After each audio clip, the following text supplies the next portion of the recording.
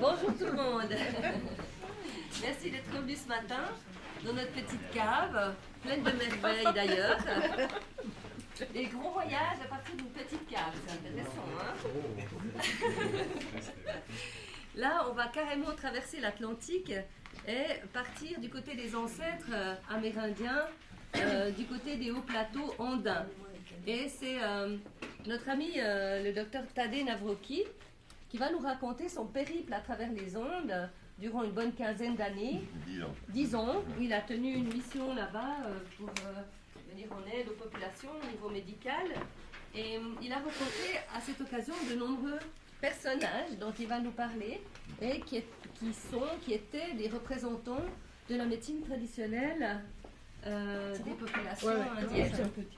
Et donc hier on a entendu parler de nos racines indo-européennes, c'est-à-dire Moyen-Orient, Mésopotamie, puis les Étrusques. Et là on va un peu interroger de l'autre côté de l'Atlantique. Merci beaucoup. Merci beaucoup d'être venu. Et je remercie toute l'organisation de Acupuncture sans frontières et notamment Nathalie, avec laquelle je travaille tellement que parfois, si vous voulez, son mari et moi-même, eh bien, acceptons que je fasse une confusion dans la désignation de nom de mon épouse. Parfois, j'appelle mon épouse Nathalie et j'appelle Nathalie Martine. C'est vous dire que on a tout de même un travail qui est assez, comment dirais-je, très fédéré et très enclenché l'un sur l'autre. La deuxième chose, c'est aussi une reconnaissance, puisqu'on doit parler de la Bolivie. J'ai mis Cochabamba, c'est l'endroit où Héloïse, la fille de Nathalie, se trouve. Voilà. Et la troisième réflexion avant de commencer, puisqu'on parlait d'Égypte, eh bien, il faut que vous sachiez une chose, c'est que l'embryologie m'a permis, si vous voulez, finalement, également aussi d'avoir une petite interférence à l'égyptologie, et ça va se retrouver là-dedans, c'est pour ça que j'en parle. Dans l'embryologie, si vous voulez, finalement, travaillant avec un mathématicien qui a eu le prix Fields et qui s'appelle Thom, en 1958, et pour comment dirais-je, un théorème qui est la loi des catastrophes évitées, eh bien, ça a été un de mes maîtres en embryologie.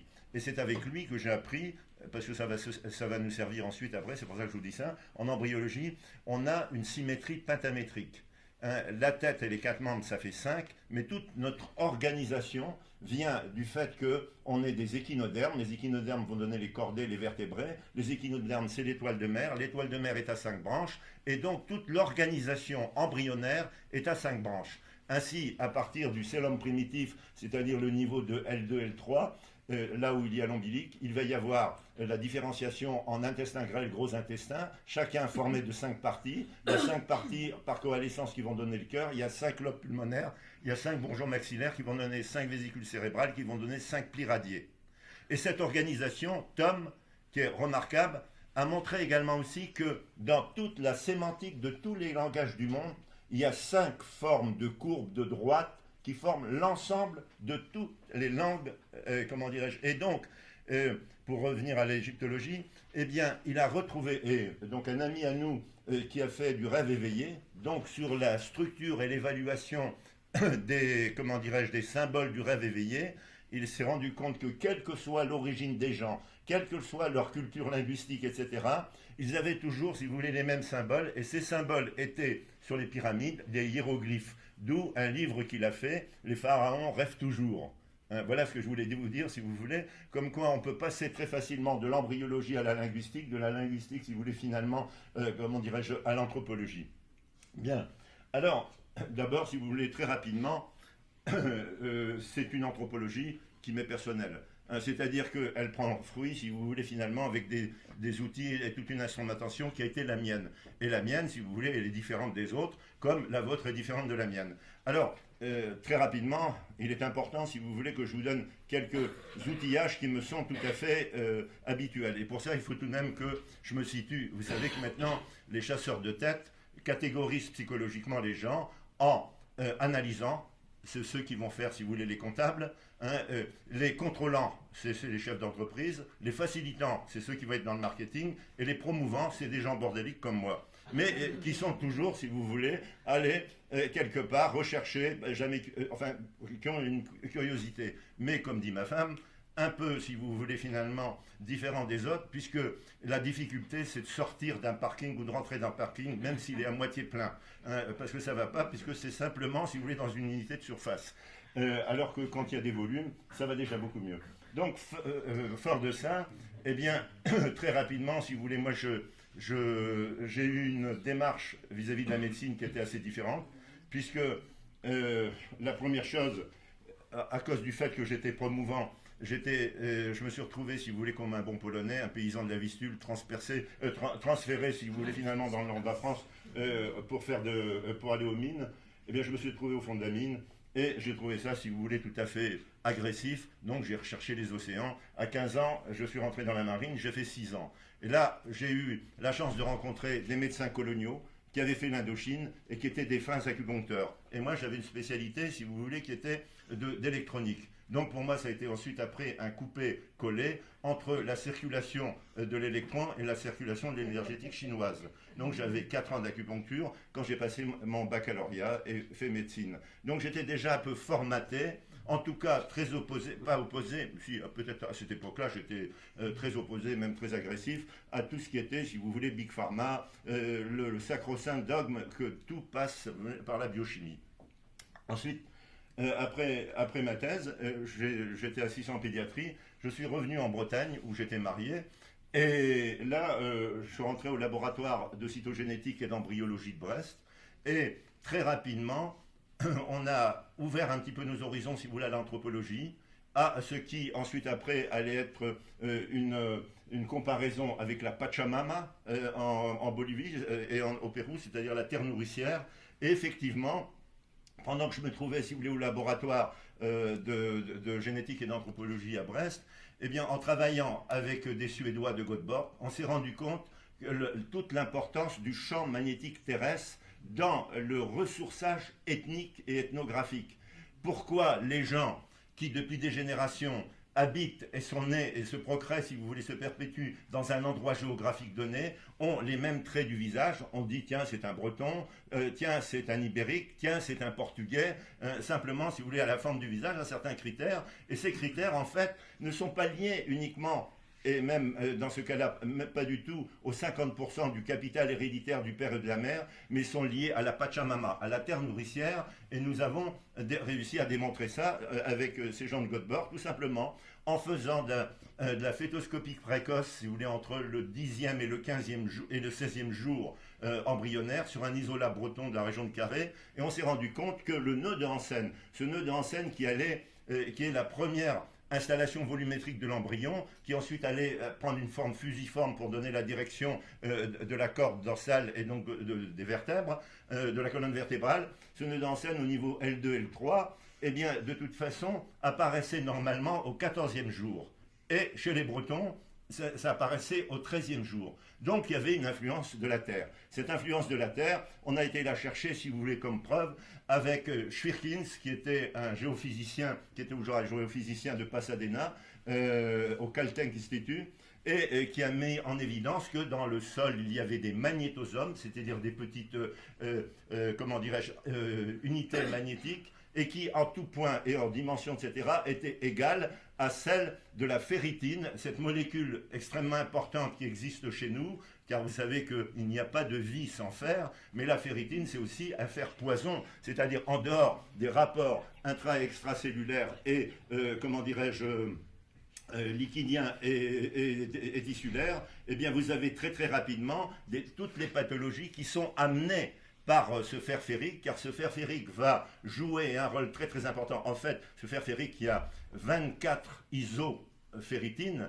qui sont chacune spécifiques d'une télomérase qui, elle, commande la mort programmée cellulaire. Donc le fer commande la mort programmée cellulaire. Vous voyez un peu comment ça se passe, hein, et cette molécule est, comment dirais-je, est borderline, parce que dans sa forme ronde, elle est formée par une coque qu'on appelle l'apoferritine, et cette apoferritine, le diamètre externe et interne est celui du membre d'or, c'est-à-dire le nombre productif et créatif de la vie.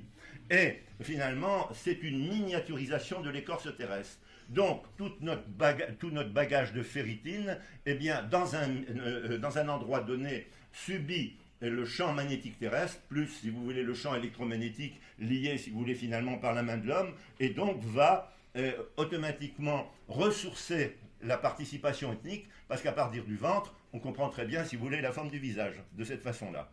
Voilà un peu, déjà, si vous voulez, l'élément important. Donc je travaillais, c'était déjà de l'anthropologie. À partir de là, si vous voulez, j'ai passé à l'anthropologie tissulaire également aussi, c'est-à-dire celle du système HLA, qui est un outil extrêmement important des, comment dirais-je, des anthropologues, à savoir que, finalement, le système HLA, c'est un système d'histocompatibilité tissulaire qui a été mis en place par Dosset, simplement pour faciliter, si vous voulez, l'appareillement des greffes entre donneur et receveur, pour qu'on minore autant qu'on peut, comment dirais-je, l'effet de rejet.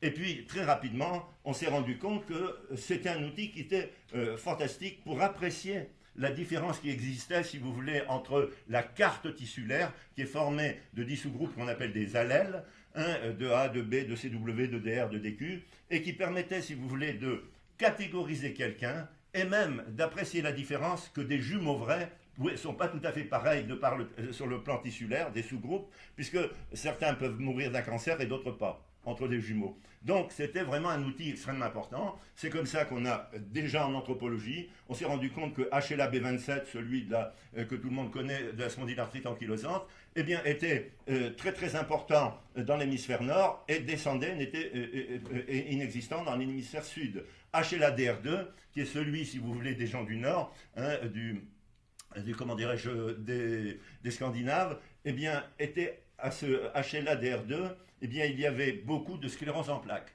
Et on s'est rendu compte quelles étaient, comment dirais-je, chez ces Scandinaves, les choses qui pouvaient inciter, si vous voulez, cette probabilité qui était liée à un tissu donné, à une transcription d'un tissu donné, à passer à l'acte maladif, parce que toute possibilité, si vous voulez, de la présence ou de l'absence de la présence de cet allèle n'est pas inductif forcément de la maladie, mais il y a là tout un ensemble de correspondances, aussi bien, si vous voulez, dans l'environnement, que ce soit physique, chimique, tellurique, eh bien, alimentaire, eh bien, médicamenteux surtout, également aussi, va pouvoir donner. Et chez Scandinaves, eh bien, HLA-DR2, eh bien, il y avait les vaccins, qui jouait un rôle important parce qu'on vaccinait à fond la caisse. Ensuite, après, l'utilisation des produits fumés, des viandes fumées et surtout des poissons fumés.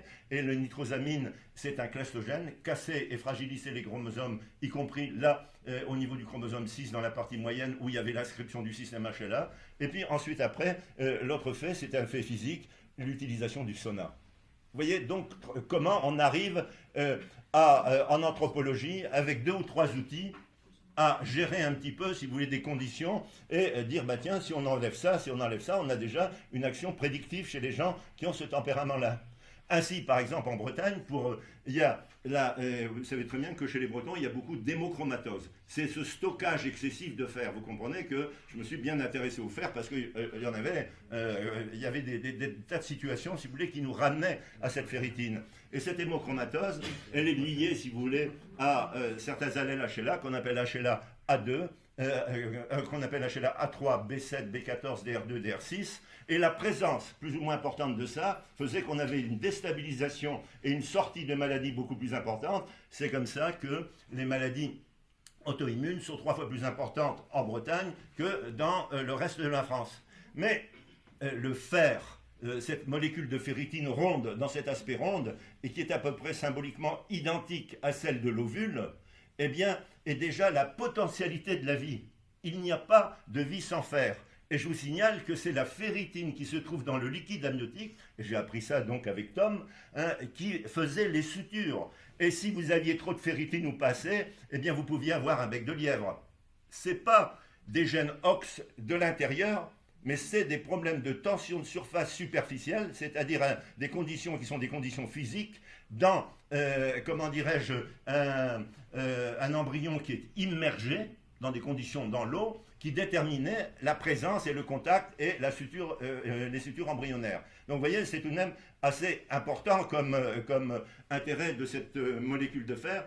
Et donc, chez les Bretons, puisqu'il y en avait déjà génétiquement, enfin tissulairement plus, eh bien, ça donnait, si vous voulez, une accélération des processus de maturation, et principalement de maturation ectodermique, hein, celle qui allait donner l'épithélium de recouvrement et le neurectoderme, dont il faut savoir que de toute façon, si vous voulez, à 18 mois de la vie, le système nerveux central est définitif, eh bien, le hardware, il n'est déjà plus coté à l'Argus, alors qu'on n'a pas encore le software pour l'utiliser pendant toute la vie. Donc, si vous voulez, c'est vachement important. Eh bien, ce gradient d'accélération allait particulièrement donner chez les Bretons, et c'est un travail qui est actuellement en cours d'une manière communautaire avec des inspecteurs généraux de l'enseignement supérieur en Bretagne qui m'ont comment dirais-je, mobilisé là-dessus. Pourquoi ce paradoxe que chez les Bretons, chez les jeunes, il y a des résultats nettement supérieurs à la normale aux réussites scolaires, universitaires, thèses, etc. Mais c'est là où il y a le suicide le plus important chez les jeunes. Eh bien, le dénominateur commun, c'est encore cette notion d'inscription au niveau de la ferritine. Donc, il faut trouver des choses qui, ensuite, après, gèrent et, comment dirais-je, cette ferritine, hein, comment dirais-je, les compartimentages intra- et extracellulaires, de façon à ce qu'on ne tombe pas vers une accentuation et une saturation de la structure névrogliane qui va nous amener, si vous voulez, vers des phénomènes d'autolyse et de suicide. Voilà un petit peu, pêle-mêle et brutalement résumé, quelles étaient, si vous voulez, quelle est ma façon, quelle est la gymnastique un petit peu de l'esprit dans laquelle on travaille pour en arriver, si vous voulez, finalement là. Alors, comment se fait-il que je suis allé ici? Eh bien, comme j'avais fait, si vous voulez, finalement, pas mal de temps dans la marine, dans des conditions de détournement de bateaux, de, comment dirais-je, de travail au niveau, comment dirais-je, de Tulay au Groenland, avec comment dirais-je, des expérimentations de télépathes sur des sous-marins atomiques qui arrivaient, qui émergeaient au pôle Nord. J'ai connu tout ça. J'avais 17 ou 18 ans. J'ai eu une chance fantastique. Mais ça m'a permis également aussi, finalement, de voir qu'il y avait toute une subtilité du signal qui était importante, etc. Et j'ai filmé. Et quand j'ai eu mes enfants, l'aîné, qui lui est un contrôlant, chef d'entreprise, m'a dit, écoute papa, nous, on ne pourra jamais faire toute l'aventure. Comment on pourrait faire? Et on veut le faire. Alors, ben, je me suis laissé un peu prendre. J'ai dit, à 16 ans, on fera. À 16 ans, à 15 ans et demi, ils m'ont dit, bah, écoute, l'année prochaine, on fait l'aventure. Alors, comment fallait-il faire? Et il s'est avéré, le rôle de la synchronicité, si vous voulez, c'est-à-dire des personnages, des interconnexions, qui fait qu'au moment voulu, vous avez la personne qui vient et qui vous résout pratiquement la solution. Eh bien, c'était des amis à moi, là où j'avais été médecin de campagne, qui étaient comment dirais-je, des missionnaires au Pérou, des frères du Picpus, des missionnaires hard. C'était ceux de la théologie de la libération. À plus de 3500 mètres, le droit canon n'existait plus, hein, et ils avaient tous des femmes. Mais c'était des super, vraiment des gens exceptionnels. Et ils disaient d'ailleurs, le mariage des prêtres, ça ne sera pas pour nos enfants, mais pour nos petits-enfants. Donc, vous voyez, j'aimais bien ce genre de choses, parce qu'on était à la recherche de l'anecdote, et c'est souvent l'anecdote qui permet, dans une structure scientifique, de dire, tiens, il y a une relation de là à là, parfois, si vous voulez, parce que vous avez vu la même anecdote à 22 000 km de là. Bref, donc j'embarque mon fils là-bas, et donc dans cette région, qui est aux confins, si vous voulez, de la Bolivie et du Pérou, hein, où il y a là cette tâche, c'est le lac Titicaca, et donc c'est sur l'altiplano, et ensuite après on va vers la forêt amazonienne. Alors en rouge, j'ai mis tous les rios de l'Amazone. L'Amazone est au Pérou, si vous voulez, finalement, comment dirais-je, la naissance de l'Amazone. Et donc il y a des tas de rios qui traversent, si vous voulez, les Andes, faisant, si vous voulez, des rios, mais comment dirais-je, des pentes extrêmement averses, enfin des vallées extrêmement averses, où on suffoque.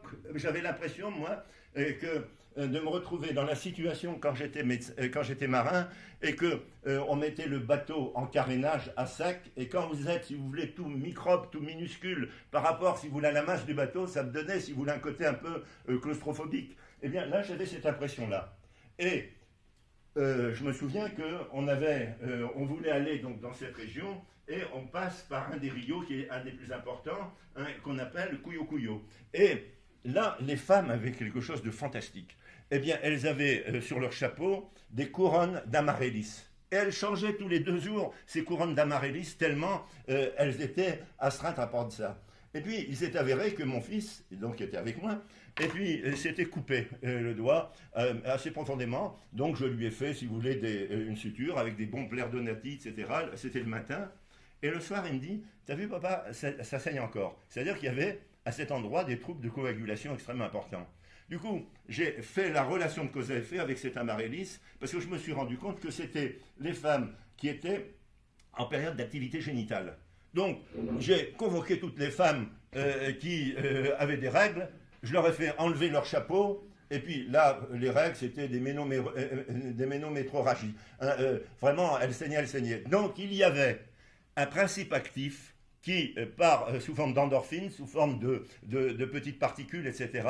Elle respirait et qui, à partir du nez, si vous voulez, par le sinus, les sinus veineux péri-hypophysaires, eh bien, régler l'hypophyse de façon à ce que, entre l'hypophyse et l'ovaire, ça verrouille, si vous voulez, finalement, Voilà un peu, et à partir de là, ça fait l'objet, si je puis dire, si vous voulez, d'études scientifiques, etc. Comment faire pour faire des études scientifiques un peu plus précises, etc. Très rapidement, avec mon fils qui est contrôlant, directeur un peu chef d'entreprise, ouais, on va faire un institut d'éducation rurale, et puis on va aller voir, comment dirais-je, les gens de la faculté d'Arequipa, comme ça on va leur donner des sujets de thèse, etc. Il avait 16 ans, hein, mais déjà il réfléchissait de cette façon-là. Alors donc, ça nous a permis petit à petit de mettre une structure en place, à la fois de pharmacognosie, d'études sur le plan botanique, ensuite, comment dirais-je, de thèse, etc., donc de concrétiser, et puis d'avoir à ce moment-là, puisque ces missions que l'on faisait 2 mois par an pendant 10 ans, elles n'étaient pas payées, mais si vous voulez, finalement, il y avait une relation de cause à effet contractuelle où l'agroalimentaire bretonne nous demandait quelque chose et finalement on répondait, si vous voulez, à cette demande, par exemple la recherche de nouveaux colorants, etc. Et c'était facturé d'une manière relativement intéressante. À cette époque-là, c'était 50 000 francs. Et donc, quand on avait 10 contrats comme ça, ça nous permettait, si vous voulez, finalement, en plus de ça, de nous orienter. Et bien sûr, à cette époque-là, on était toujours, si vous voulez, finalement, dans notre naïveté, de faire, si vous voulez, finalement, une alliance qui soit la plus fédérative, la plus humaine et la plus possible vis-à-vis, comment dirais-je, de tout ce qui était le lobby pharmaceutique et le développement scientifique. Mais il y a plusieurs cas qui montrent que de toute façon, c'était quasiment impossible. Notamment, il nous est arrivé une chose. Un jour, notre pape Jean-Paul II, galicien comme moi, eh bien, était en train c'était le premier voyage qu'il faisait sur l'Amérique du Sud, et parlait bien sûr de la contraception, etc. Et puis, dans cette région-là, donc, cette femme me dit, mais c'est tout de même assez drôle que des gens comme vous, intelligents, instruits, vous n'avez pas résolu le problème de la contraception. Je lui dis, pourquoi toi tu l'as résolu? Ouais. Alors elle me fait voir une petite mousse, un lichen qui tapissait, si vous voulez, des pierres. Elle gratte cette mousse et elle commence à la mâcher et puis elle dit, maintenant je suis contraceptive. Ah bon? Et combien? Ah ben je fais ça tous les matins, etc. Mais je dis, mais quand tu veux arrêter? Ah mais c'est facile. Elle regratte la même mousse et puis elle fait un maté. Elle dit, maintenant je peux en avoir 2 à chaque fois, disait-elle en riant. Alors ça m'a vraiment impressionné, j'ai pris tout cela, on a été à la fac d'Arequipa, et puis on s'est rendu compte que c'était tout simplement 2 médiateurs de l'inflammation, comment dirais-je, qu'on appelle les prostaglandines. Il y en a un qui s'appelle PGE1, qui, elle, est thermostable à la température, mais labile au diastase salivaire. Et l'autre, c'est l'inverse, elle est stable au diastase salivaire, mais thermolabile à la température. L'une était prolifique et l'autre évitait. Vous voyez, c'était aussi simple que ça. Donc, comment, par contre, ont-ils fait pour trouver, etc. Là, c'est tout l'intérêt, si je puis dire, si vous voulez, finalement, des Calawaya dont je vais vous parler. Parce que c'est une région qui est compris, elle est délimitée par le vert, donc elle est essentiellement bolivienne et péruvienne. Et là, les gens s'appellent les curanderos, c'est-à-dire en fait, ils ont cette tradition d'aller, on les voit jusqu'à la frontière du Nouveau-Mexique et jusqu'à la pointe de la Patagonie, et ce sont des guérisseurs itinérants. Mais ils reviennent à chaque fois, un peu comme les anguilles dans la mer des Sargasses, jusqu'à chez eux, pour se procréer, d'une part, échanger, comment dirais-je, leur technologie par rapport à l'apport, si vous voulez, finalement, qu'ils ont eu et pris dans toutes les régions qu'ils ont visitées. Hein, ils ont synthétisé. C'est une véritable, si vous voulez, bibliothèque vivante, botanique, etc., hein, tout à fait traditionnelle. Généralement, les choses sont définies suivant le goût, hein, suivant que le goût est amer, suivant que le goût est normal ou suivant que les doux, hein, caliente, templamos, et puis le troisième c'est, j'avais marqué ça, bref, attendez, on va être, non, oui, et puis et doux c'est, comment dire, fresca. Et à partir de là, ensuite après, comment les désignait-il encore d'une manière symbolique? Alors là, c'était également quelque chose qui m'intéressait beaucoup, puisqu'il prenait une substance qu'il voulait définir, et puis il faisait bouillir du plomb et de l'étain, et il jetait ce plomb et de l'étain dans de l'eau froide, et suivant l'imagerie, on avait de suite la notion de l'appartenance, de l'intérêt, de la toxicité ou de l'effet bénéfique, etc. Et même, c'était même parfois sélectif, aussi bien chez les hommes et chez les femmes. Ça, c'était un élément qui est un élément extrêmement intéressant, mais c'est exactement ce qu'on recherche avec le pendule. C'est la même technologie, et il y avait une technologie également aussi qui était beaucoup plus utilisée par les Kalawayas de la Bolivie. Ils demandaient également aussi à la coca. Alors, ils prenaient un linge, et puis ils jetaient de la coca à la demande qu'ils faisaient, suivant l'image que c'était. Eh bien, c'était vraiment quelque chose qui était important. Et je peux vous dire que dans un autre domaine, c'était important, parce qu'un jour, les missionnaires m'avaient demandé d'aller, j'avais donc 12 villages à voir, et on descendait ensuite après dans Malvidano, c'était dans la forêt amazonienne, et j'avais 60 000 francs, 60 000 dollars à distribuer, si vous voulez, finalement, à des petites unités de missionnaires, etc. Et on était 13, et le premier soir, l'argent disparaît. L'argent disparaît, et c'était tous, j'avais des séminaristes, etc. Enfin bref, en plus de mon équipe, quoi, tout à fait. Alors on se demandait qui c'était. Je téléphone donc aux gens, et ils me disent, ne t'inquiète pas. Et donc les 12 missions interrogent la coca. Et tous ont dit la même chose, c'était un des séminaristes, qui souvent était borracho, hein, un peu bu, etc. Et il avait vu, il avait piqué.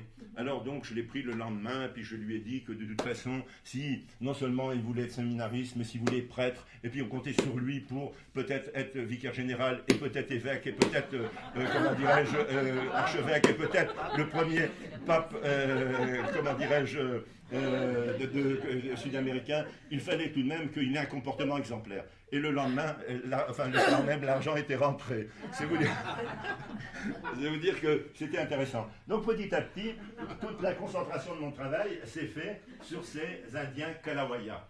Qui sont-ils? Alors qui sont-ils, si vous voulez, finalement? On dit, suivant le dialecte qu'ils ont, etc., eh bien, c'est une association, si vous voulez, finalement, des deux langues parlées, c'est-à-dire le quechua et le liamara. Et effectivement, il y a des éléments phonétiques, mais très peu. Alors on a pensé, si vous voulez, finalement, à quelque chose qui était pré-incaïque, de la région, de l'époque pré-incaïque, le Pukina.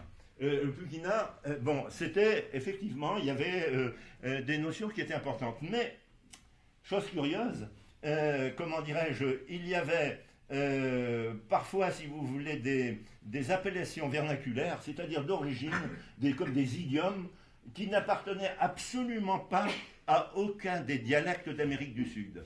Et je me suis fait renseigner, si vous voulez, finalement, non pas par Lévi-Strauss, parce que je ne l'ai pas connu, mais Soustelle, la femme de Soustelle, et Soustelle étaient les deux grands ethnologues, si vous voulez, finalement, qui ont donné, si vous voulez, une ouverture sur la connaissance de tout ce qui était l'Amérique du Sud, civilisation maya, civilisation amérindienne, etc. Et ils m'ont dit qu'il y avait tout de même des gens qui avaient fait la saute puce, si je puis dire, des gens du Nord par l'intermédiaire du Groenland, et ensuite, à l'image des Amérindiens qui ont passé le détroit de Bering, eh bien, il y a eu donc également aussi une migration, mais comme ils étaient en très petit nombre, eh bien, on les retrouvait, si vous voulez, finalement dans les vallées. Et ça a été les Cherokees du Canada, les Navajos, et les Indiens du Colca, dans cette région que je connais bien, et qui faisaient partie de cela. Donc peut-être, c'était comment dirais-je, des descendants, si je puis dire, si vous voulez, finalement, d'Européens, de Balkans. C'était des Celtes, si vous voulez, finalement, balkanisés. Et ensuite, après, avec un saut de puce, on les a retrouvés pratiquement là-bas sur des millénaires. Et, chose curieuse, comment dirais-je, c'est à eux que revient la connaissance de l'Inca Kalawa et le Jalin Kalawa, qui sont en fait, finalement, des plantes qui étaient utilisées traditionnellement pour, comment dirais-je, pour le paludisme. Et ils ont été les premiers à trouver ça. Et en fait, c'est en déformant Kalawawa qu'on a fait Kalawaya. Il semblerait, si vous voulez, qu'il y ait une relation de cause à effet. C'est-à-dire qu'ils avaient déjà une originalité dans la recherche des plantes, etc. Et l'Inca Kalawawa, eh bien, et que maintenant on appelle aussi le Katia Amara, je vous dirai pourquoi, pour un problème d'actualité, eh bien, en fait, c'est la plante qui permet d'éviter le palu, hein, d'une part, et le Jalin Kalawa, hein, c'est un autre aspect de la plante, c'est ce qu'on appelle un false Kalawa, qui lui était utilisé par les chamans, puisqu'il y avait des plantes aphrodisiaques dedans, et ça leur permettait, si vous voulez, finalement, d'avoir des trans et d'être en résonance de phase d'une manière beaucoup plus intime avec, comment dirais-je, les gens qu'ils soignaient. Cette résonance de phase, elle est aussi extrêmement intéressante dans des problèmes qui sont une relation entre les végétaux et les gens. Ainsi, si vous voulez, un jour, m'ont-ils demandé, comment dirais-je, de venir de me libérer pour que du 6h du soir à 6h du matin, pendant toute une destinée lunaire de 28 jours, je chante et je danse avec eux pour, comment dirais-je, faire pousser les tournesols. Et bon, j'ai suivi, si vous voulez, ces rythmes élémentaires, mais il y avait jamais, c'était jamais la même danse, c'était toujours, il y avait une progression, etc. C'était vraiment quelque chose, il fallait être maître, si vous voulez, dans cette liturgie et danse avec des rythmes élémentaires. Et ces rythmes élémentaires fait que 6 mois après, quand je suis revenu, eh bien, on avait des tournesols qui faisaient 5 mètres de haut, avec comment dirais-je, des fleurs de 52 cm. Les tournesols, on aurait dit, si vous voulez, finalement, comment dirais-je, des bananiers, des tiges de bananiers. J'étais stupéfait. J'ai pris ces graines et je les ai envoyées, si vous voulez, chez un ami à moi, breton, et qui avait du temps parce que il sortait, si vous voulez, finalement d'un lymphome dont je m'étais occupé, qui était un ami, en plus de ça, pour diverses raisons, parce qu'il avait été dans la marine avec moi, et je lui dis, Goulven, tu t'occupes de ça, tu les fais pousser. Alors, dans le Finistère Nord, il y avait du vent, mais il y avait aussi du soleil, c'est près de la région de Roscoff, etc. Donc on avait mis des pare-vents, etc.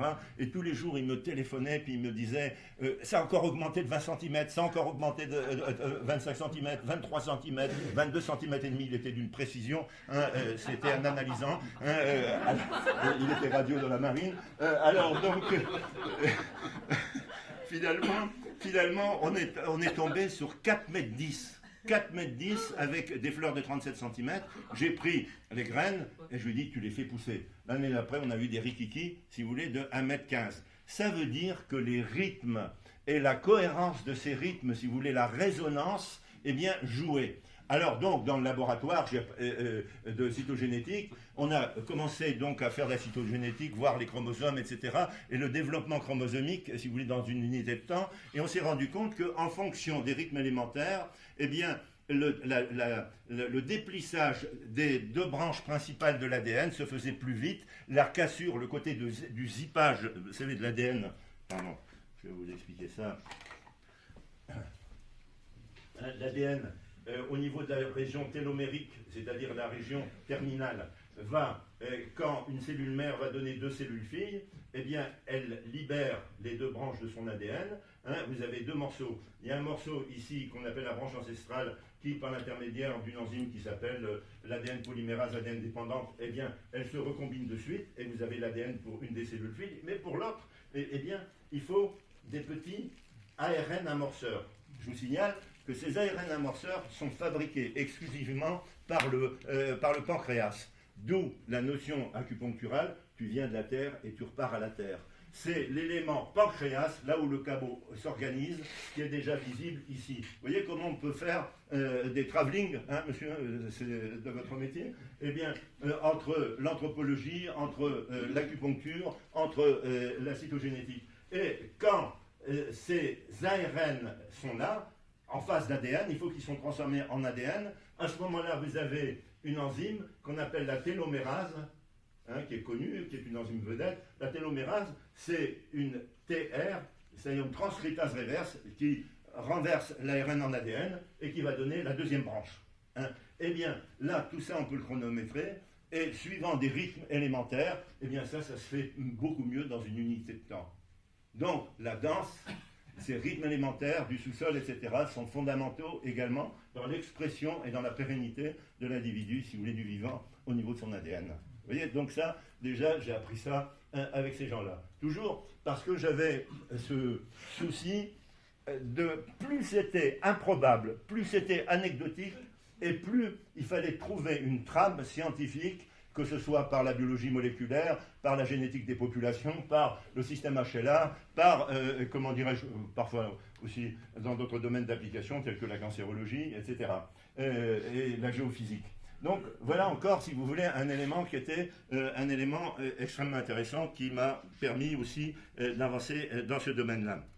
Ensuite, après, et petit à petit, donc je me suis dit, mais ces gens-là, ils n'ont pas la même tronche que les autres.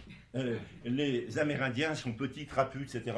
Eux sont beaucoup plus élancés et ils vivaient très bien. Ils n'avaient pas besoin de mâcher la coca à 5000 mètres d'altitude et ils étaient très très bien, etc. Alors, je me suis rappelé, si vous voulez, j'ai refait, si vous voulez, finalement, un travelling en arrière, un zoom en arrière, sur, comment dirais-je, mes bons bretons. Et là, il s'avère que de toute façon, il y avait une chose qui était tout de même assez intéressante. C'est qu'entre le breton, c'est un celte. Et moi, qui suis galicien-polonais, je suis aussi celte. Et pour bien montrer que de toute façon, toute la sémantique du langage, entre le breton et le slavon, c'est-à-dire le vieux slave, eh bien, est tout à fait identique. Et il y a même à peu près 90 mots vernaculaires, c'est-à-dire 90 idiomes, qui veulent dire exactement la même chose. Et c'est une des raisons pour laquelle, quand je me suis trouvé en Bretagne, j'ai parfaitement compris le breton très rapidement, parce que ma langue maternelle était le polonais. Et donc, ainsi même, ça va même très très loin dans cette construction. Parlant de gens qui sont prétentieux, en France, on dit « il peut être plus haut que le cul ». En breton, on est pudique, on dit « il a le sourire plus large que les épaules ». Et en polonais, on dit « śmier większy plecy », et en russe aussi, littéralement, c'est mot par mot. Comment se fait-il, si vous voulez, que dans toute cette sémantique du langage identique, il y a là, automatiquement, si vous voulez, vraiment l'aptitude à, ethnologiquement, anthropologiquement, à être pareil. Mais il y avait une chose qui me chagrinait, c'est que en breton, quand on disait, comment dirais-je, armor glace, la mer est bleue, et on disait aussi col glace, le chou vert. Le bleu et le vert, il y avait une confusion. Il y avait une confusion. Du coup, tous les Bretons que je voyais pour la première fois, je leur faisais voir, différencier le bleu et le vert. Et quand il y avait une confusion au bleu ou vert, je me dis, l'œil, sur le plan de l'embryologie, vous savez très bien que c'est le sinus urogénital qui va donner, si vous voulez, l'audition. C'est, comment dirais-je, tout ce qui est hépatique qui va donner l'œil. Donc il y a un terminal, si vous voulez, dans ce couplage, l'œil étant finalement une électrode. Donc je me suis dit, en électronique, une électrode, ça se sature. Le générateur, quoi, c'est le foie. Donc j'ai commencé à tous ces gens qui avaient une confusion du bleu et du vert, d'enlever sans cesser de sang. Et dans la minute qui suivait, et ça pendant une semaine, ils faisaient la différence entre le bleu et le vert. C'est-à-dire soustraire du fer chez des gens qui en ont trop, eh bien, leur permet, si vous voulez, d'avoir une vision chromatique beaucoup plus intéressante. Donc, ça c'est un aspect. Et puis, chez mes gens, là, notamment dans la région du canyon de Colca, qui est le canyon le plus profond du monde, il est le double de celui du Colorado, mais on le connaît très peu. Et ces gens-là, eh bien, c'était des gens qui avaient tout ce profil, si vous voulez, finalement, des Kalawaya, qui vivaient très bien, qui n'utilisaient pas de coca, et qui faisaient des boléros chatoyants, des chapeaux chatoyants, mais il n'y avait pas de bleu et de vert, il y avait ou du bleu ou du vert. Alors je me suis dit, je me suis rappelé de Soustel, etc. Donc j'ai commencé et donc à 5000 mètres d'altitude, cet excès de fer permettait une capture de l'oxygène nettement mieux, donc ils étaient beaucoup mieux. Hein, comment dirais-je, ils réfléchissaient, ils ne survivaient pas, si vous voulez. Et donc, d'où, petit à petit, ce sont eux qui ont donné toute cette inspiration kalawaya vis-à-vis de, comment dirais-je, des Amérindiens. Et donc, j'ai commencé à faire, avec la fac de médecine d'Arequipa, des recherches à HLA. J'ai dû rapporter du matériel, etc., parce qu'ils n'avaient pas l'habitude. Et finalement, on a trouvé tous les allèles qui étaient conformes en tout cas chez une partie de la population. Bon, il y a toujours, comment dirais-je, un panachage, etc. Mais on retrouvait cet élément-là. Voilà un petit peu, si vous voulez, finalement, ce que on peut trouver dans une anthropologie appliquée en recherchant ce qu'on appelle les anecdotes. Pour moi, si vous voulez, c'est un terme qui n'est pas péjoratif, mais des choses qui, parfois, si vous voulez, ça vous singularise. C'est bien souvent votre aspect inné qui flash sur ce problème-là, et à partir de là, vous savez de toute façon que la réponse est bonne. Et ensuite, après, votre cerveau gauche, il se sert simplement des outils qu'il a, si vous voulez, pour montrer, donner la preuve. Mais ça montre également aussi que cette preuve, elle est humaine, et que en science et en science du vivant, ce que quelqu'un comme Joël Steinheimer, qui est un des plus grands mathématiciens d'après-guerre, a dit, c'est que le sujet-objet, si vous voulez, finalement, ça faisait un couple, et que donc l'objectivité, au sens, par exemple, des protocoles, n'existait pas. Parce qu'à partir du moment où on fait un protocole, c'est qu'on veut sa réussite. Donc on a déjà pipé les dés. Hein. Et si ensuite, après, on reste derrière ce protocole, si vous voulez, avec un col à bouffer de la tarte, on est des pervers. Hein. Donc les anthropologues ne sont pas des pervers, sont des gens qui vont sur le terrain. Comme ça qu'on va. Ben, voilà un petit peu, si vous voulez, un aspect. Ensuite, après, j'aurais beaucoup de choses encore à dire, mais il y a le temps peut-être qui... oui. Et pareil, toujours dans ce décalage, eh bien, on le voit encore ici, puisque c'est quelque chose qui date de 8 jours, hein, et que découverte d'une molécule qui permet la lutte contre le paludisme. Donc on retrouve comme ça cette molécule, alors que cette molécule existait déjà à l'époque où j'étais là. Et ça, c'est quelque chose de récent, puis ça date de 8 jours. Vous voyez, mais c'était curieux, parce que pour faire la différence entre ces deux-là, eh bien, c'est une plante grimpante. Et il y a un lézard qui va sur cette plante. Et avant de couper la plante, eh bien, ils attendaient, comment dirais-je, ce que le lézard faisait. Si le lézard restait, eh bien, à ce moment-là, la plante, c'était celle-là. C'était celle qui servait pour les chamans pour avoir, si vous voulez, finalement, une résonance hallucinogène, si je puis dire. Hein, comme l'a montré quelqu'un qui est de Neuchâtel, hein, et qui s'appelle Jérémy Narby. Hein.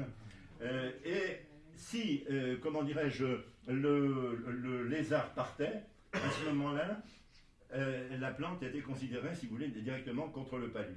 C'est tout-de-même assez remarquable qu'il puisse y avoir une contamination, entre guillemets, si vous voulez, sur des subtilités moléculaires, simplement, si vous voulez, par quelque chose qui est juste à côté.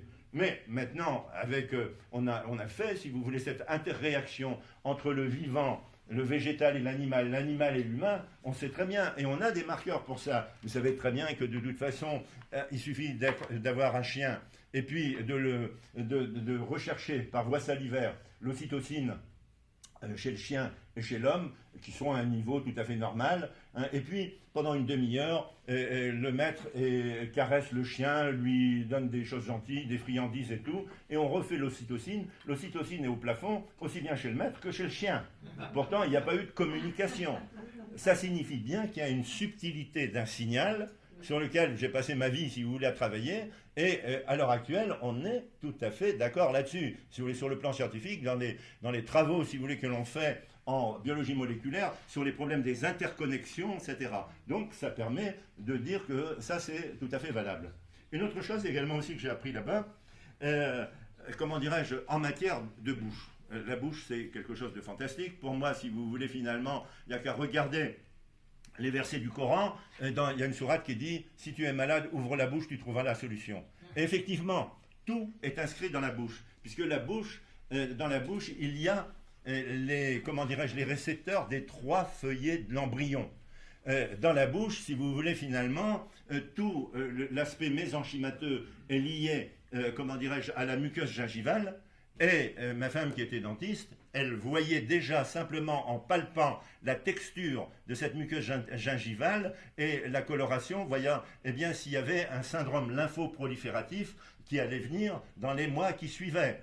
Et moi-même, quand j'étais à cette époque-là encore étudiant en médecine et que je faisais des remplacements, c'était l'époque dans le nord de la France où il n'y avait pas encore comment dirais-je, l'interruption de grossesse, donc, alors qu'elle existait en Angleterre. Donc les filles qui étaient enceintes eh bien, voulaient savoir si elles étaient enceintes le plus rapidement possible pour aller en Angleterre. Donc, si vous voulez, j'avais un défilé le 22e et le 25e jour du cycle, parce que le 22e, simplement sur la muqueuse gingivale, eh bien, qui était rose pâle, si vous voulez, au 22e jour, elle devenait lit de vin au 25e jour, c'était sûr que le polichinelle était dans le tiroir. Hein, et donc, il fallait faire ce qu'il fallait faire. Enfin, pour chacun, si vous voulez, comme il l'entendait. Donc, voilà un peu, ça c'est la bouche. Mais également aussi, la bouche a un rôle très important sur le plan de l'occlusion. Et toute une technique, si vous voulez, à Barcelone, qui s'appelle de réhabilitation neuro-occlusale. Pourquoi? Parce que dans l'embryologie, 5 bourgeons maxillaires vont donner 5 vésicules cérébrales qui vont donner 5 plis radiés. Vous avez dans la chronologie des événements de l'organogénèse, eh bien, un rôle directeur de la bouche, les 5 bourgeons maxillaires, sur les 5 vésicules cérébrales. Et donc pendant toute la vie, vous aurez un feedback. À tel point que, par exemple, toute la voûte vélo-palatine, c'est elle qui va donner, si vous voulez, la poche de râpe qui va donner l'hypophyse. Donc la voûte palatine est directement dépendante entre l'action hypophyso-génitale. Et on peut comprendre à ce moment-là que des matériaux en bouche sont capables, si vous voulez, de promouvoir également aussi des cancers génitaux. Donc tout ça, comment dirais-je, les Kalawaya l'avaient déjà pressenti. Et ils disaient qu'il fallait très bien, il ne fallait pas qu'il y ait des deux ordres au niveau, comment dirais-je, de la bouche, au niveau de la fonction manducatrice. Et donc, quand il y avait des problèmes, parce qu'une dent était cassée, etc., ils avaient trouvé quelque chose de merveilleux. Ils prenaient, si vous voulez, finalement, le lait du palmero negro, d'un palmier noir, et puis ils faisaient un petit entonnoir avec une feuille de banane, et mettaient ça dedans, et ils faisaient saliver, et les diastases salivaires faisaient, si vous voulez, une polymérisation de cette procédure, et ensuite après il y met et il remettait, si vous voulez, finalement la mâchoire dans sa fonction la meilleure possible. Et j'ai donc essayé de présenter ça, si vous voulez, à des sociétés, si vous voulez, finalement de dentisterie, etc. Mais à chaque fois on s'est fait éjecter parce qu'il y avait des polymères qui étaient beaucoup plus actifs et beaucoup plus toxiques, bien sûr, puisque bien souvent ils avaient des radicaux de métaux lourds qui nous empoisonnent ensuite après pendant toute la vie. Voilà encore, si vous voulez, finalement, quelque chose que l'on peut trouver dans ces, comment dirais-je, au contact de ces gens-là.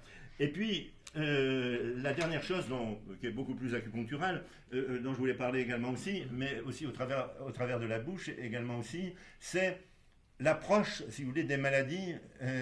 Donc, moi, j'étais acupuncteur, je faisais de l'acupuncture. Surtout, si vous voulez, j'utilise l'acupuncture dans cette notion fondamentale de la bouche, de dire qu'est-ce qui appartient finalement au périphérique et qu'est-ce qui appartient au central. Le central est la bouche. Je m'explique très rapidement, puisque ensuite après je me suis orienté en cancérologie, et en cancérologie, très souvent, j'étais appelé par mes collègues radiothérapeutes. Pourquoi? Parce qu'ils commençaient une radiothérapie chez une femme pour un cancer du sein. Et ils avaient donc fait toutes les épreuves de dosimétrie, etc. En principe, si vous voulez, l'intersection des rayons, etc. était bien justifiée, bien coordonnée et tout. Et il y avait une flambée, si vous voulez, du sein, avec une mastite carcinomateuse rougeoyante, telle que la femme tenait le sein, tellement ça faisait mal. Eh bien, on mettait 3 points d'acupuncture, les 5e d'estomac et le 4e de gros intestin. On avait une analgésie dentaire. Vous mettiez le 3e point, que déjà, il y avait une fonte complète, et la douleur disparaissait. Donc ça signifiait une chose, ça signifiait que de toute façon, le problème de l'origine de ce cancer du sein n'était pas au niveau périphérique, mais au niveau de la bouche. Pourquoi? Parce que l'embryologie permet aussi de voir que vous avez un cercle lymphatique péribuccal qui vient jusque donner, si vous voulez, le contrôle de l'activité lacrymale, l'activité salivaire, thyroïdienne, et vient se terminer en cul-de-sac dans le sein. À l'inverse des autres activités, eh bien, le sein, lui, si vous voulez, a une activité sporadique lorsque l'allaitement se fait. Et autrement, eh bien, il reçoit, c'est un sac à provision qui reçoit tous les matériaux dentaires, tous les, comment dirais-je, les membranes microbiennes, virales, les toxiques, etc. Et on peut comprendre qu'à ce moment-là, il y ait une agression au niveau de l'ADN et cette agression soit à l'origine de problèmes de cancer. Donc, alors ça c'est un aspect. L'autre aspect, si vous voulez, quand vous voyez un enfant qui écrit au tableau et puis qui fait ça, ça veut dire quoi? Est-ce que vous avez réfléchi sur le plan, comment dirais-je, mécanique, ergométrique? Eh bien, ça veut dire que déjà, il a un trouble de l'occlusion et il est obligé de donner une tension masséterienne qui, cette tension masséterienne, lève et équilibre le rapport des agonistes et des antagonistes du poignet pour délier son écriture. Donc, le masséter, c'est le muscle le plus puissant de l'organisme. C'est lui qui va donner toutes les différenciations musculaires jusqu'à la plante des pieds. Et également aussi au niveau du sphincter de l'anus, ceux qui ont été des parents et qui ont mis sur le pot leurs enfants et se sont mis avec eux, si vous voulez, en commun. C'est un rythme élémentaire pour pousser de façon à ce que l'enfant pointe sa journée et contrôle bien ses sphincters. Eh bien, qu'est-ce qu'on fait? On dilate le sphincter de l'anus en poussant par ici. Ça veut dire qu'il n'y a aucune approche maladive dans le sens mécanique du terme qui n'est pas, si vous voulez, reliée à la bouche. Donc, faire ce test, si vous voulez, finalement, avec 3 points d'acupuncture est déjà fondamental parce que ça vous permet de voir si la bouche est en cause, s'il n'y a pas une épine irritative dentaire, s'il n'y a pas un problème. Et là, je vous renvoie, si vous voulez, un travail qui a été fait par Mesle, qui a été nominé au prix Nobel, qui s'appelle Abrégé de pathologie dentaire, qui est aux éditions Malouane, qui est paru en 1975 et qui est disponible dans toutes les bibliothèques de médecine et de chirurgie dentaire de France, Navarre et d'Europe, mais qui n'est jamais lu. Or, toutes les maladies peuvent venir de ça. Ça veut dire que vous avez un footballeur professionnel qui a déjà été opéré pour des pubalgies, et puis vous le faites marcher au canard, il ne peut pas parce que ça lui fait mal, et vous lui mettez ces 3 aiguilles, s'il marche au canard, c'est que de toute façon, c'était pas la peine d'être opéré, mais il avait un problème qui était un problème d'abord au niveau de la bouche, et c'était là qu'il fallait gérer. Donc, fort de ça, j'ai appris, si vous voulez, à mes Kalawaya, à manier les aiguilles d'acupuncture, et ils m'ont fait à ce moment-là des diagnostics qui étaient tout à fait stupéfiants parce qu'ils avaient bien imaginé et bien compris tout ça. Donc vous voyez, ça aussi, Acupuncture sans frontières, ça va dans ce biais-là. Et puis dans le dernier schéma qui était le mien, également aussi, c'était celui des accouchements. Là, ça m'a vraiment sidéré également aussi, parce que d'une part, j'avais déjà, lorsque j'étais au Groenland et chez les Inuits, vu accoucher, si vous voulez, finalement, comme on dit vulgairement, sur des chiottes à la turque, c'est-à-dire en fait, c'est une ignominie que mettent les femmes, si vous voulez, allongées, avec, comment dirais-je, les jambes dans des étaux, véritablement, faire pousser, et la sage-femme, si vous voulez, de tout son corps, mais c'est d'un traumatisme extraordinaire. Alors que le rapport des forces, quand on est accroupi, fait que de toute façon, vous avez un effet de ressort, et en plus de ça, c'est la filière génitale des plus importantes. Et j'avais vu, j'avais 17-18 ans, accoucher comme ça, si vous voulez, chez les Inuits, et donc je me suis dit, moi je ferai de cette façon-là. Et donc, chez les comment dirais-je, chez les Kalawaya, eh bien, dans la forêt amazonienne, ils faisaient comme ça. Chez les Kalawaya, ils étaient déjà un petit peu plus européanisés et hispanisés, et ils ne le faisaient plus. Donc, je les ai mis à faire cela. Et puis, il y a, quand vous êtes comment dirais-je, au terme échu, le 4e de gros intestin déclenche l'accouchement. Et, le 7e de poumon permet d'éviter les douleurs. Et ce qui était tout de même assez étonnant, parce que j'ai accouché un petit peu, je ne sais pas moi, de 400 ou 500 personnes pendant ma carrière, un petit peu partout, dans le monde entier. Mais j'ai toujours eu la même réflexion, et qui m'a été singularisée, si vous voulez, chez les Kalawaya, c'est que quand vous mettez le 7e de poumon, et qu'ensuite, à chaque contraction, elle tire l'hypote, si vous voulez, elle-même, de façon, comment dirais-je, à arrêter les douleurs, elle me dit, mais c'est étonnant, j'ai l'impression que les douleurs sont à côté. Ce terme d'être à côté, si vous voulez, ça m'a vraiment fait flécher, et quelle que soit la culture occidentale, comment dirais-je, très occidentale, ou au contraire, si vous voulez, finalement, beaucoup plus territoriale, si je puis dire, si vous voulez, ou ancestrale, on avait toujours cette notion importante. Donc, il y avait là des éléments qui m'ont permis, si vous voulez, ensuite, après tout un travail, sur une substance qui s'appelle la substance P, qui est l'association, si vous voulez, spiroïde de 11 acides aminés, qui, eux, ont toute la symbolique également aussi du spermatozoïde. C'est l'énergie yang, alors que la ferritine, c'est l'énergie yin, si vous voulez. Et on retrouve cette substance qui est le premier facteur de croissance. C'est cette substance-là qui va donner cette vision pentamétrique de l'embryon, hein, à 5 branches, comme je vous disais, et toute perturbation de cette substance, eh bien, notamment quand ça s'est passé, si vous voulez, dans la première guerre d'Irak, tempête du désert, où on a joué avec des ondes, si vous voulez, pour faire une tempête, eh bien, il y a eu une répercussion sur cette substance P, et tous les gens, que ce soit du corps expéditionnaire ou des gens de là-bas, qui ont mis ensuite après des enfants au monde, il y avait des anomalies des membres, des phocomélies, il n'y avait plus de 5 doigts, il y avait 2 ou 3, voire même une atrophie, etc. Donc, si vous voulez, cette substance P va être un facteur de croissance jusqu'à la puberté, et après la puberté, eh bien, ça va être finalement comme un élément, un neuromédiateur chimique. Et ce neuromédiateur chimique, c'est lui qui va donner toute la douleur proprioceptive, celle qui précisément va déclencher les endorphines, hein, que l'on stimule, si vous voulez, avec lesquelles on joue, si vous voulez, en acupuncture. Et normalement, si vous voulez, la répartition se fait sur le corps.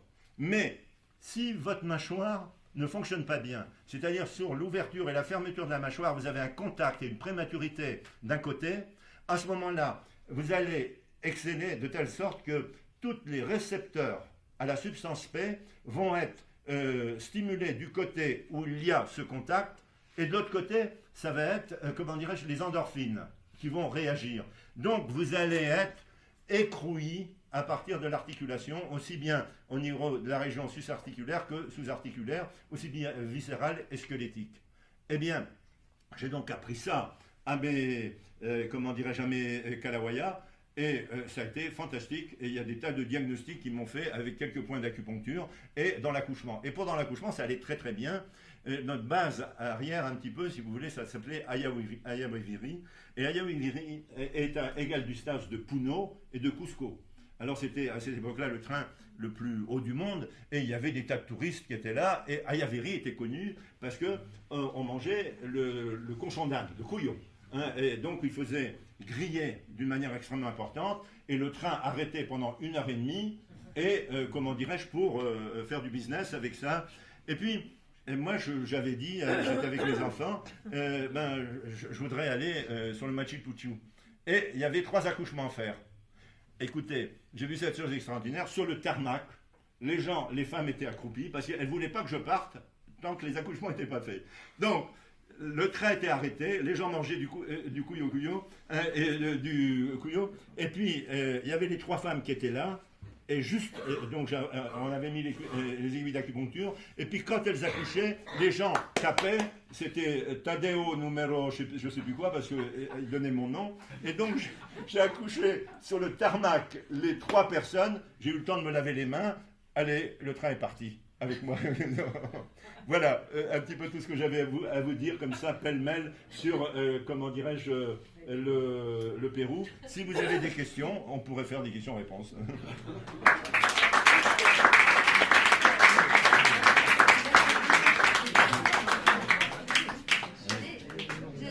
Est-ce que tu pourrais nous dire 2 mots sur le fait que les Kalawaya retournaient toujours à cet endroit pour...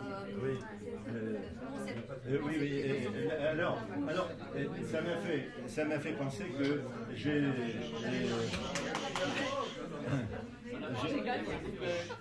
attendez, je vais produire la question. Oui. Comme je pratique Thalé depuis un certain temps, j'ai entendu certaines histoires, et il y en a une que je trouve vraiment intéressante. Les Kalawaya retournaient toujours dans une sorte de camp de base pour mettre en route un enfant. Pour la conception d'un enfant, ils se retrouvaient sur le même territoire. Je trouve ça très intéressant. Oui, et justement, sur ce territoire-là, c'est tout le territoire qui est arrosé par les rios de l'Amazonie. Et la structure de la Terre est tout à fait particulière. J'avais fait, si tu veux, le parallélisme qui existait avec la Bretagne. Et c'est vrai que ces gens-là qui retournaient faire leurs enfants là, on avait cette surprise. Ou on avait une fausse couche, où on avait des enfants qui étaient remarquablement bien. Alors, j'ai essayé de comprendre un petit peu comment ça se passait, etc. Parce que, imaginez, si vous voulez, finalement, l'ovule, l'ovocyte de deuxième ordre, hein, qui va donner l'ovulation. Imaginez, si vous voulez, une princesse dans son fauteuil, et puis qui voit défiler là 200 000, 200 ou même plus que ça, si vous voulez, finalement, spermatozoïdes. Et brutalement, elle dit, c'est celui-là qu'il me faut. Hop, et elle aura compris que le matériel génétique de celui qu'elle va prendre est celui qui est le plus à l'opposé du sien pour que le panachage soit le meilleur possible et qu'il n'y ait pas, si vous voulez, finalement, de consanguinité. Et ça, cet élément-là est lié directement à un problème qui est un problème d'interférence tellurique.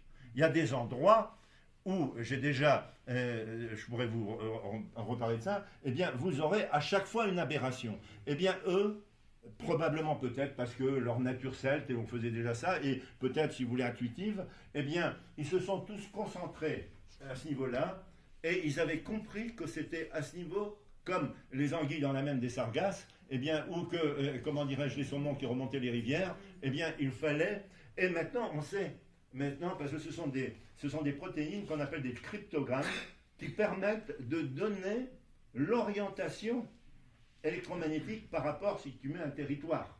Donc je pense que ces protéines sont des protéines électromagnétiques et qui jouent aussi un rôle important et de couplage avec la ferritine. On revient toujours à ce problème-là. Ça, c'est un élément qui est, à mon sens, qui peut être l'explication. Et je pense que c'est l'explication. On aura, maintenant, on a des matériaux, des matériels, notamment des scuds, qui sont des magnétomètres très très fins qui permettent de voir tout cela, d'enregistrer des comportements électromagnétiques au niveau de cellules. C'est d'ailleurs avec ces systèmes de subtilité du signal qu'on a fait que Baxter et puis le laboratoire d'anthropologie où je travaillais à Paris avons fait une série comment dirais-je, d'expérimentations. On avait pris des cellules endobuccales et on les a mis en culture. Hein, c'était essentiellement des cellules immunitaires. Hein, et l'individu à qui on avait enlevé ces cellules, une fois que la culture était à la phase d'état, on mesurait les variations électromagnétiques de cette culture avec notamment des scuds, ces électromagnétomètres très fins. Et puis, on prenait cette personne, on lui mettait, si vous voulez, finalement, un casque pour faire un encéphalogramme, et on faisait des spots lumineux, des spots sonores, de façon à ce qu'il y ait des incidents sur l'électroencéphalogramme. Et au même moment, il y avait un incident sur la culture qui était à 15 mètres de là, 20 mètres de là, 100 mètres, 10 km, 1000 km. Ça n'avait aucune espèce d'importance, ça passait. Et ensuite, après, l'idée qui était la nôtre, en collaboration avec le laboratoire de Baxter, c'était... puisque je travaillais déjà donc sur cette désignation anthropologique au niveau du système HLA, avec une culture, eh bien, on a fait toute la famille. Donc, dans toute la famille, il y avait des éléments tout à fait identiques, enfin, il y avait un groupage identique du système HLA. Et donc, on avait dans toute la famille, eh bien, ce signal qui survenait. Mais là où ça survenait le plus, c'était sur l'individu, bien sûr, à qui on avait enlevé les cellules, mais également aussi les frères et sœurs ou parents où il y avait les allèles qui justement réglaient le problème de la ferritine, donc de l'intensité ferromagnétique ou ferrofluide de la structure colloïdale de la matière qui était en jeu dans ces conditions d'expérimentation. Voilà. Ensuite Tu es retourné sur place? Non, mais je crois que j'y retournais avec Nathalie un jour, puisque de là on peut aller là-bas. Oui, d'autant plus que tout à l'heure tu m'avais dit, mais la première fois que je suis allé avec mon fils, eh bien, c'était l'époque des sentiers lumineux, hein, les senderos lumineros, hein, et il y avait eu donc des mouvements extrêmement importants. Et puis il y avait beaucoup de sentiers lumineux qui étaient en prison, dans des hôpitaux prisons, etc. Et avec les missionnaires, eh bien, on allait les soigner.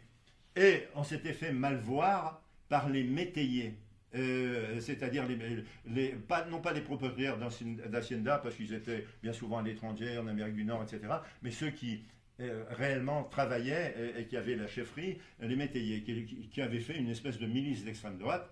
Et on s'était vraiment fait arnaquer par eux, si vous voulez, très très rapidement, enfin désigné, en plus de ça avec un nom à coucher dehors comme le mien, hein, de toute façon c'était des gens de l'Est, etc., des Russes, enfin pas ces époques-là c'était des Soviétiques. Alors donc finalement, ils nous attendaient. Et un jour on a un appel pour aller à 4800 mètres dans une communauté rurale inca qui avait été refaite pour soigner, il y avait une épidémie de rougeole. Et puis, bien sûr, il y avait donc le missionnaire, mon fils, c'était la première année où j'allais avec, moi-même, et puis un couple de Sud-Américains avec leurs petits-enfants, là, qui avaient 6 mois, Michaelo, Angelico. Et puis, bien sûr, on se fait verrouiller, arnaquer, ils nous verrouillent dans la voiture, et puis ils veulent nous brûler, ils mettent du kérosène, etc. Et puis, les gens chez qui on allait avaient vu ça, donc avaient racketté 19 des leurs. Hein, et puis donc il y a eu un échange qui a été fait, mais ça a duré, si vous voulez, pratiquement 36 heures. Hein, mais j'étais content parce que moi j'étais échangé contre 6, alors que le curé était échangé contre 5. Alors j'ai dit à mon fils, t'as vu ce que c'est que l'aventure, on termine. Non, non, papa, c'est bien. Alors donc j'attendais qu'il me dise ça pour continuer, et on a continué pendant Lui, il a continué l'aventure alors oui, lui, il a continué l'aventure, mais sur les herbes. Et il n'a pas du tout fait la médecine. Il est maintenant directeur pour toute l'Europe de la Bruxelles Airlines. Voilà. Et tu m'avais envoyé un jour un papier en disant, tiens, Tadej Navroti ne nous avait pas dit que c'était, Ouais. C'était mon fils. Voilà.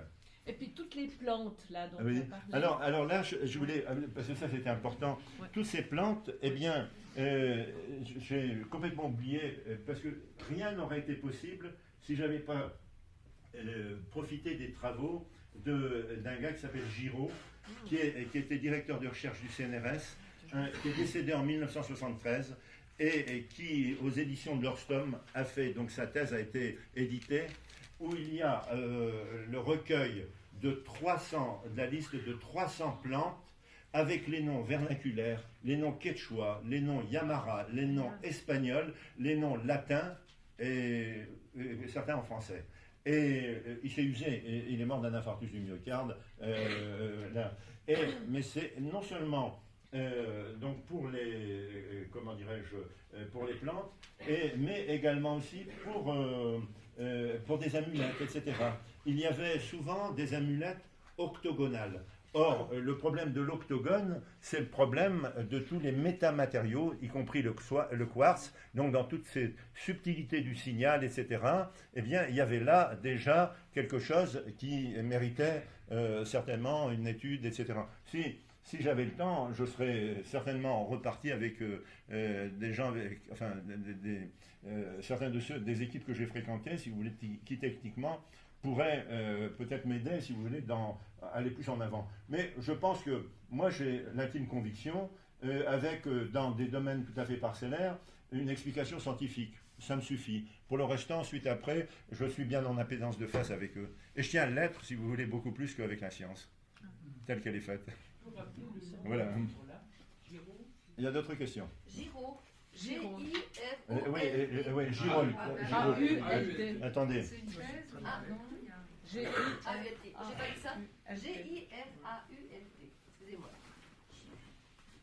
Et, Ah, Ah, c'est mais tu as la extraordinaire. Bible. voilà. Ah, Louis. Alors, je la garde parce que c'est un exemplaire ce sont aux éditions de l'Orstom, hein, Recherche des pratiques médicinales et magiques. Ça, c'est génial. Voilà. Ça a été ma Bible. Et c'est toujours d'ailleurs. Parce que ensuite, après, dans les produits que l'on a trouvés dans une autre partie un petit peu de l'orientation que j'ai faite avec Beljanski, nous avions mis en place une technique. Alors, attendez. Ici, il y a une page qui est... Attends, la suivante, Tadej. Hein? La suivante, comme ça. Non, mais là, il reste un morceau. Je me limite, parce que sinon, je prendrais 3 pages.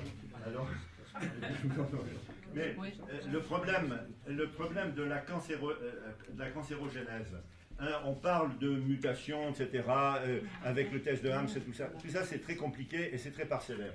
Il faut savoir qu'un ADN normal, c'est comme ça. Hein, vous avez des liaisons principales, hein, c'est les montants, si vous voulez, d'échelle.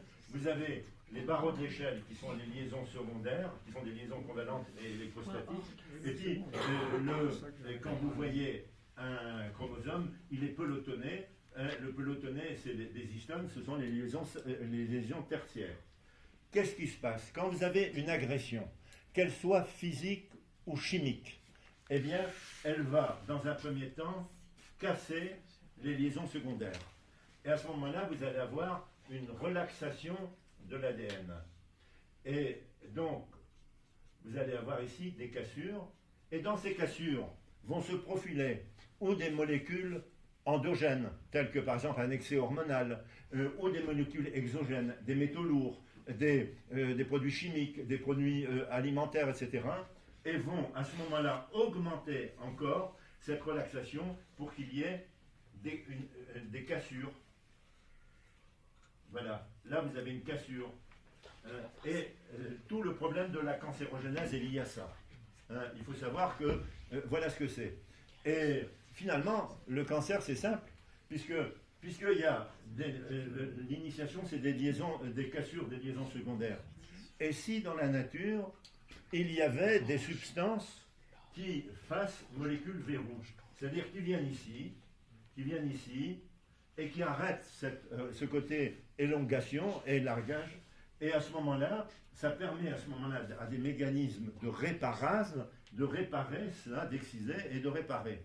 Et donc l'idée de ces molécules verrou, ça a été mis au point, si vous voulez, par Beljanski et également aussi par moi-même, puisque moi j'ai contrôlé ça. En cytogénétique, je travaillais sur l'ADN et sur les chromosomes. Donc ces cassures chromosomiques, eh bien, dans les cultures, si on avait un des produits qu'on ramenait d'Amazonie et que Beljanski, ensuite, après, si vous voulez, sélectionnait, hein, qui font partie d'un groupe qui s'appelle les bêta-carbolines, hein, et qui sont des alcaloïdes, des flavonoïdes, eh bien, ils ont ceci de particulier, c'est que, en fait, dans certaines circonstances, ils émettent une luminescence ici. Ils ont une hyperchromicité. Cette hyperchromicité aux UV permet de les reconnaître et de faire. On a d'abord fait un test qu'on appelait l'oncotest et qui, en 1 heure, à partir d'un groupe de plantes venant de l'extérieur, eh bien, on arrivait à sélectionner ceux qui étaient toxiques, ceux qui étaient neutres et ceux qui étaient sélectivement bonnes. Pour nous, si vous voulez, sélectivement bonnes, c'est-à-dire qu'elles étaient intelligentes, elles savaient aller là où il fallait aller, verrouiller, et quand on n'avait plus besoin d'elles, elles savaient se liquider. Et si vous voulez, il n'y avait pas d'effet toxique. Hein, et ces plantes existent.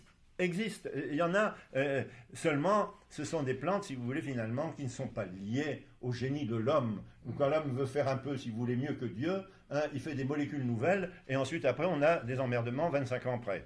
Hein, voilà un petit peu, si vous voulez, c'est dit d'une manière peut-être un peu brutale, mais tout le monde, si vous voulez, d'une manière un peu plus édulcorée, s'accorde à dire ça, si vous voulez. On est à la fin d'un paradigme des molécules nouvelles, et je pense qu'il faut revenir à cela. Et ce qui est intéressant, c'est que ces gens-là, avec ces systèmes de visualisation, de fonte du plomb, etc., ils avaient des rapports qui faisaient que nous, on n'a pas été triés. Ils nous ont dit, ceux-là sont intéressants. C'est comme ça que j'ai rapporté le Lapacho.